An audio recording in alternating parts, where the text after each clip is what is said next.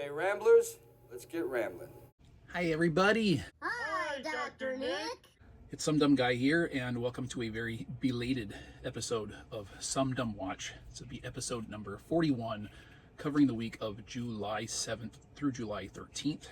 As always, this is my weekly, usually, series chronicling what I've watched from my physical media library and theatrical viewings.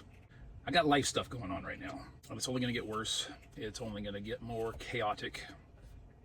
So I'm concerned about the impact it's going to have on my overall activities. It's already started to happen. I'm going to do my best to keep up on it and hopefully maintain some sense of regularity.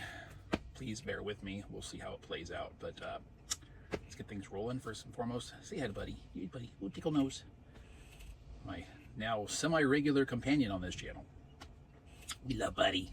This be kind of like a semi-annual regular rewatch because I find it terribly entertaining in a comedic way, and it's something that is kind of up my alley, but in the same sense not. It's really difficult to describe, but this is often played as focus, sometimes as background noise depending on what I'm doing.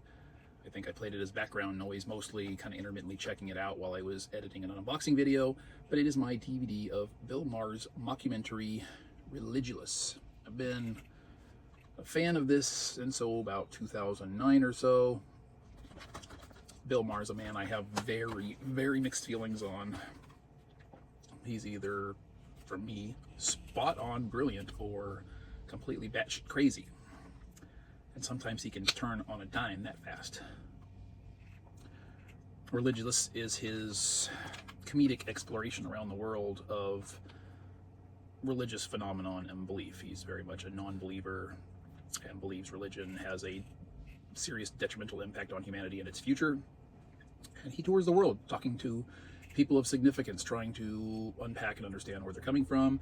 And because it is Bill Maher and he is a stand-up comedian, there's a lot of comedic interludes and creative editing involved, giving it probably a more entertaining, humorous factor than it would otherwise have.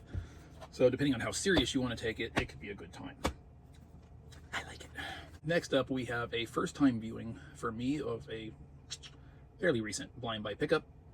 Little creature feature, Your Biggest Fear Just Got Bigger. Along the similar lines of arachnophobia, we have Sting. Alien spider extravaganza.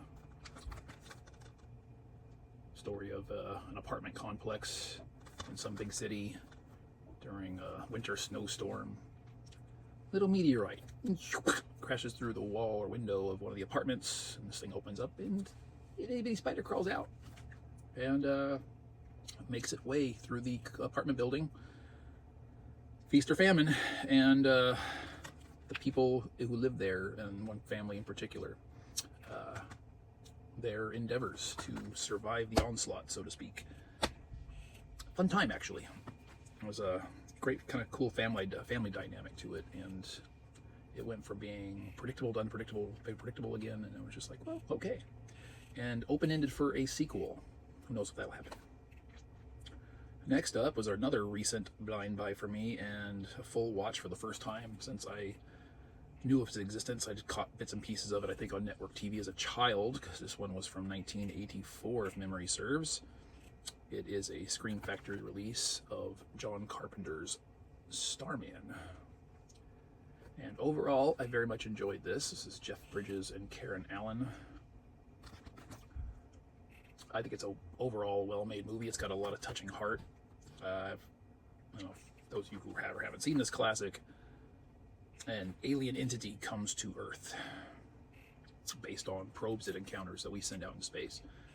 And this formless alien takes on the appearance of Karen Allen's grieving widow's dead husband, and enlists her aid in traveling the country to rendezvous with his people after his ship crashes because it's shot down by human beings in pew-pew planes. And they are racing across country, pursued by the government, trying to get him back because if he doesn't achieve contact with his people within a certain period of time, he dies. Now, the exact details of that I don't think are really revealed. He's like, basically, I can survive 3 days on Earth, I guess, is what the general premise is of it. I said, overall, touching story, a lot of heart. I do take some issues with the way it's drawn out. For example, our alien who takes on Jeff Bridges' character here, his appearance, I think his name was George or Scott, or doesn't matter. Anyway, he arrives outside her home, enters it, and observes a photo album in which he sees pictures of this man and assimilates his form.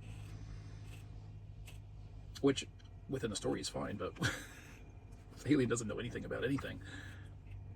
What if that man hadn't been deceased? What if Karen Allen's character Jenny hadn't been a grieving widow? It might have been even more awkward than her waking up to find a naked form of her dead husband in her living room. And then, of course, an eventual romance ensues between the two of them, which is problematic to say the least, because like, you're a grieving widow, and you just, basically within 3 days' time, jump the bones of an alien who has kidnapped you because he looks like your dead husband. Kind of, sort of, in my opinion, a betrayal of your husband's memory. Yeah, maybe. Draw your own conclusions. Oh, and then the other thing that bothers me about this is how underwhelming the government/military response is in pursuing. Once they've determined this alien has landed, they're knowing in general direction in which they're going, and they're pursuing. And yet the response in manpower, personnel, priority just doesn't seem to be all that urgent. It's like they seem to be content in a small operation, just pursuing rather than like really capturing, at least not until the very end when it's like, well, you could have done this before. Anyway, that's my thoughts, but overall I did like it. Next up, we're going on the TV route here. We are continuing and almost completely finished now, Ash vs. Evil Dead. We're now the tail end, the third act of the third and final season, and I am in a really bizarre position of penduluming. Can you penduluming? Is this appropriate word? I don't know. I don't care. I'm penduluming back and forth between whether or not I like this, or I don't like this, or I hate this, or it's stupid, or it's fun, or all of the above. I will say that Lucy Lawless's character Ruby takes a steep nosedive downhill in the third season, but I'm afraid I can never remember the name of the actress who plays Kelly. I think she makes a big uptick in season 3. And I find myself liking her considerably more, as well as Pablo's character. He's all over the place. He's fun and he's silly. Ash, like I said, I need now, I think, definitively to go back, and it's kind of weird though, and rewatch the Evil Dead trilogy. I can easily reconcile Ash's character from this movie with Army of Darkness, no problem at all. I do have a little bit more trouble reconciling him with Evil Dead, and maybe even Evil Dead 2, but my recollections, because I need to separate the two better in my head. But yeah, I'm definitely having trouble with that. The tie-ins to the movies are way all over the map, where it's like you're going, okay, this is a sequel to either the first or second film, and that's all you're thinking. And then you get a little clip of the beginnings of Army of Darkness. Okay, well, it actually is a sequel to Army of Darkness, although that doesn't actually get mentioned until, I think, the third season, the events of that film. But then we have an appearance of Ash's sister, whom was killed in the first film. The second film is kind of a remake of the first film. It's not a sequel, but I don't believe his sister is in it. And the events of the second film lead directly into Army of Darkness, the third film, so it's got to be a sequel to that. So, I mean, I don't think it's capable of being a sequel to all three, and yet it purports itself to be. So, I don't know. Lastly, we're going to wrap this up here. I have finished and loved Person of Interest Season 1, now complete. This show continues to entertain me and engage me. Thank God, finally, for the third viewing. I love the evolving and complex chemistries and interactions between all the main cast here, which we're not seeing. Well, we'll just say 3 out of the 4 are here, strangely. Or maybe not so strangely. I guess in the first season cover, you don't want to give out too much as far as that goes. But Yeah, I'm really digging this now, and there was one particular episode, and I can never get her name right. So Jim Caviezel here, our star, in 2003 starred in an adaptation of The Count of Monte Cristo, which my regular viewers know I'm a huge fan of Alexander Dumas, and I love that movie.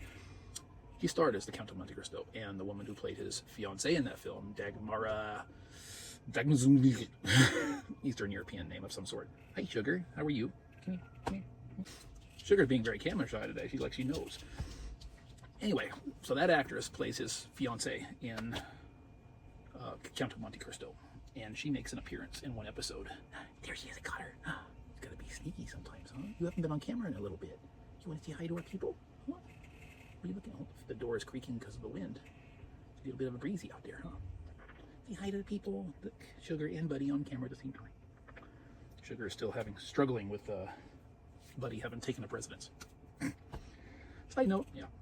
So anyway, I thought that was really cool. And I recognized her almost immediately. I know this face. I know that. It took me a minute. You know what? That's cool. It's a little bit of a reunion for the two of them. I thought it was great because it's 9 years later, I think. So yeah. Anyway, that's it. That's all we got for this round. Closing this one out. Say hi to Buddy. Say hi to Sugar. What'd you think of my choices for viewing this week? What did you yourselves watch from your own library? Did you make it to the theater? Did you check out anything? I did not this past week go and see anything. I guess, 2 weeks before, I exhausted all the current releases that held any appeal to me, so I'm waiting for the next round. Though there will be some older films in the meantime that I'm going to get to check out in the theater, which would be great. Stay tuned for those, because I already know they're coming. Yeah, what'd you watch?